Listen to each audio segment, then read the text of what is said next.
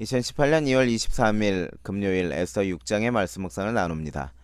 에스더 왕후가 베푼 잔치에 자신만 왕과 함께 초대되어 우쭈라 했던 하만은 잔치를 마치고 나오면서 기분이 상합니다.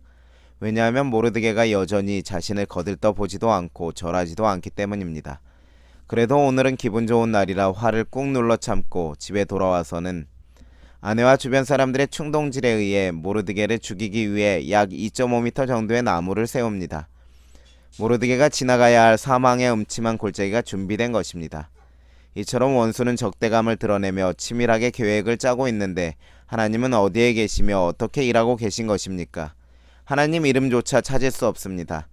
하지만 에스더서에 하나님이라는 단어가 단 한 번도 사용되지 않은 것은 어쩌면 하나님이 계시지 않는 것처럼 느껴지고 보이지 않는 것처럼 느껴지는 사람들을 위하여 하나님은 어떻게 일하고 계신지를 보여주고자 하시는 섭리인지도 모르겠습니다.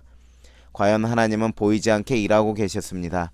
모르드게를 위한 사망의 음침한 골짜기가 준비되고 있는 그 시점, 그날 밤에 하나님은 아하수에로 왕을 통해서 일하고 계셨습니다. 아하수에로 왕은 그날 밤 어쩐 일인지 잠이 오지 않았습니다. 성경의 흥미로운 사실 중 하나는 때때로 성경에서 왕이 잠이 오지 않아 고민할 때는 하나님의 사람이 존귀케 되는 전조가 되었습니다. 그 예가 다니엘이지요. 느부갓네살이 번민하여 잠을 이루지 못하고 하나님은 그에게 꿈을 주시고 그로 인하여 다니엘이 존귀케 되었던 역사가 있었습니다. 그런데 오늘 여기 아하수에로 왕이 그날 밤에 잠이 오지 않는 것입니다. 그래서 왕은 그 불면증을 이겨내기 위해 궁중에서 기록된 일기를 가져와서 읽게 합니다. 다른 방법을 취할 수도 있었는데 모르드게의 행적이 기록된 그 일기를 가져와서 읽게 하는 것은 하나님께서 그 마음에 역사하셨음이 분명합니다. 그로 인하여 왕은 깨닫습니다. 전에 모르드게가 자신의 목숨을 구해주었는데 일기에 기록되었을 뿐 자신은 아무 보상도 하지 않았음을, 모르드게가 공을 세운 즉시 보상을 받지 못한 것이 오히려 그에게 복이 되었습니다. 반전이 시작되는 것입니다. 왕은 즉시 가장 가까이에 있는 신하를 불러들이도록 합니다.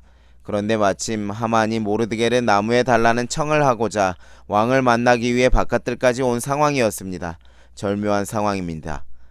하나님이 선수를 치십니다.